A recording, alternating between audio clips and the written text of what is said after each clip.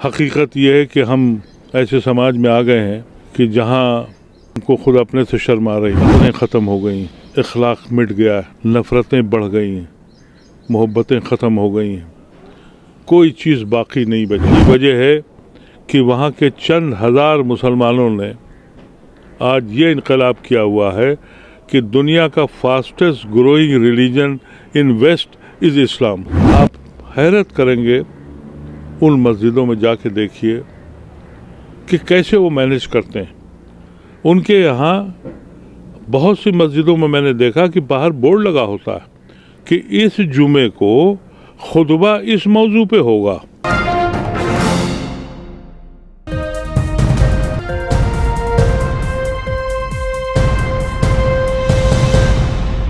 ادیب صاحب، ایک معاملہ ابھی حالیہ دنوں میں جس طرح سے احمد آباد میں ایک بچی عائشہ نے جو سوسائڈ کیا ہے، تو اس کے بعد مسلم جو سوشل میڈیا میں یہ ایک بحث چھڑ گئی ہے کہ علماء اکرام نے اپنی ذمہ داری پوری نہیں کی، خاص طور سے جہیز کو لے کر جس طرح سے اویئرنیس ہونی چاہیے تھی اس میں ناکام رہے ہیں۔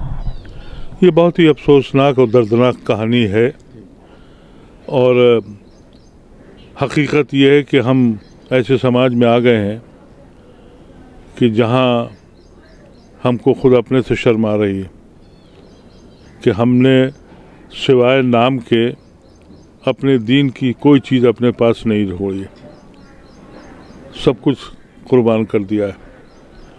اور جس شدت سے یہ میٹیریلسٹک لائف شروع ہوئی ہے، دیکھیے زمانے کے ساتھ ماحول بدلتا ہے۔ پچھلے 50 سال میں جس طریقے سے سوچ بدلی ہے، دنیا بدلی ہے، ایسا کبھی تاریخ میں کہیں دکھائی نہیں پڑتا۔ ایک ہوڑ لگ گئی ہے دولت کمانے کی، مال بن گئے ہیں، بینک نئے نئے کھل گئے ہیں، سب کچھ ہو گیا ہے، قدریں ختم ہو گئی، اخلاق مٹ گیا ہے، نفرتیں بڑھ گئی ہیں، محبتیں ختم ہو گئی ہیں، کوئی چیز باقی نہیں بچی۔ ایسے میں آپ کو اپنی قوم کو کیسے بچانا ہے؟ کیونکہ جب انسان دولت کمانے کے جنون میں مبتلا ہو جائے تو قلب سیاہ ہو جاتے ہیں، اور اس کا جو نتیجہ ہم نے دیکھا اس بچی کے ساتھ، یہ ایک کا قصہ ہے جو عام ہو گیا ہے۔ نہ جانے کتنی منزلیں لوگ ایسے ہوں گے، اور نہ جانے کس کس گھروں کے کیا کیا قصے ہوں گے، اللہ ہی جانتا ہے بہتر۔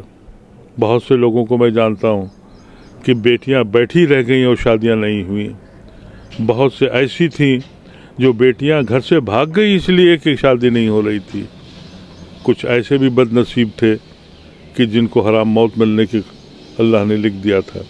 یہ بہت افسوسناک ہے۔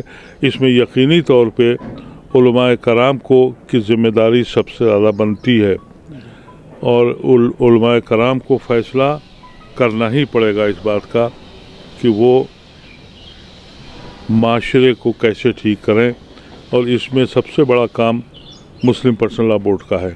انہیں یہ ذمہ داری آگے اور لے جانی چاہیے۔ تو جس طرح سے یہ سماجی برائی اس کو کہا جاتا ہے، اور خاص طور سے جہیز کو لے کر کئی بار یہ دیکھنے میں آتا ہے چھوٹے چھوٹے علاقوں میں فیصلے کیے جاتے ہیں کہ اگر کوئی جہیز لیتا ہے یا اس کی بارات بینڈ باجے سے نکلتی ہے تو نکاح نہیں پڑھایا جائے گا۔ تو کس طرح کے اقدامات کرنے چاہیے خاص طور سے علماء اکرام کو؟ ہمارے یہاں ایک سسٹم ہے خاص طور سے جمعے میں جو خطبہ ہوتا ہے اس میں پورا سوسائٹی علاقے کی آتی ہے، اور وہاں پر اس طرح کی چیزیں ہونی چاہیے، لیکن دیکھنے میں یہ آتا ہے کہ اس طرح کی چیزوں پر کوئی بات نہیں کرتا۔ جی، میں نے امریکہ میں اور یورپ میں اور کینیڈا میں سارے ملکوں میں دیکھا، وہاں جمعے کا خطبہ جو ہے پہلا حصہ وہ انگریزی میں کرتے ہیں، اور وہ ان لوگوں کے لیے ہوتا ہے جو وہاں لوگ بسے ہیں۔ امریکہ یورپ میں مسلمان جو گیا وہ کوئی عقیدت پہ نہیں گیا، روٹی روزی کمانے گیا تھا۔ اب جب اس کے بچے بڑے ہونے لگے تو اس کو فکر ہوئی کہ اس کا دین محفوظ رہے اس کے خاندان میں، اس کے بچوں میں۔ انہوں نے مساجدیں کھولیں۔ آپ حیرت کریں گے، ان مسجدوں میں جا کے دیکھیے کہ کیسے وہ مینیج کرتے ہیں۔ उनके यहाँ बहुत सी मस्जिदों में मैंने देखा कि बाहर बोर्ड लगा होता है कि इस जुमे को खुतबा इस मौजू पे होगा, और वो मौजू इसी तरह के होते हैं। लोग सवाल करते हैं कि साहब अगर फ़र्ज़ कीजिए शादी करनी है तो क्या मसला है फला। इमाम आता है, मुझे याद है कनाडा में अब्दुल्ला हकीम साहब थे, अमेरिकन थे, मुसलमान हो गए थे और मदीने से उन्होंने फजीलत की थी। वो हमेशा 4-5 किताबें लेके आते थे। वो कहते थे कि ये मसला जो है हनफी अक़ीदे से फ़ला किताब की फ़ला पेज पर ये है, और शाफ़ई अक़ीदे से फ़ला किताब में ये है, और जाफ़रिया अक़ीदे से, यहाँ तक जाफ़रिया अक़ीदे से ये है। शिया सुन्नी हनफी इबादी सब एक साथ नमाज़ पढ़ते थे, सबके अपने अपने मामलात थे। यही वजह है कि वहाँ के चंद हज़ार मुसलमानों ने आज ये इनकलाब किया हुआ है कि दुनिया का fastest growing religion in waste is इस्लाम।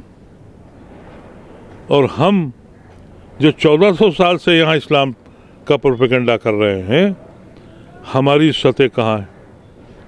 उसकी सिर्फ वजह यह है कि हमने अपने को उस माहौल के साथ चेंज नहीं किया।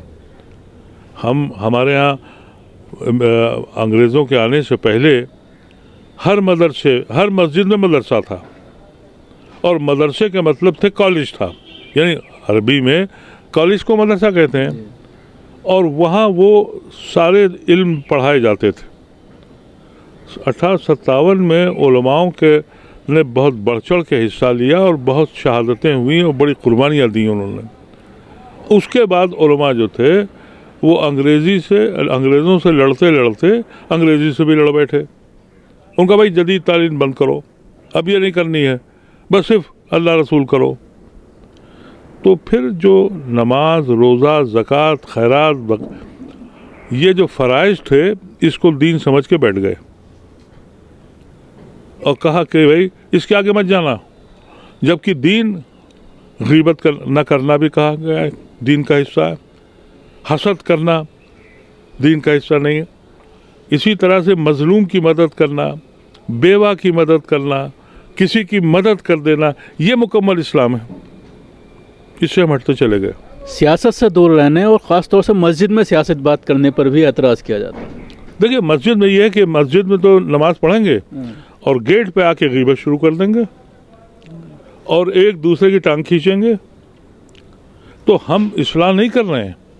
आप, इसीलिए मैंने आपसे कहा कि अगर कभी मौका मिले यूरोप या अमेरिका जाने का, वक्त निकाल कर जुमे को, अगर जुमा नहीं है तो किसी एक नमाज में वहाँ की मस्जिद में थोड़ा वक्त जाकर लगाइए, तो आपको सब समझ में आ जाएगा कि वो कर क्या रहे हैं।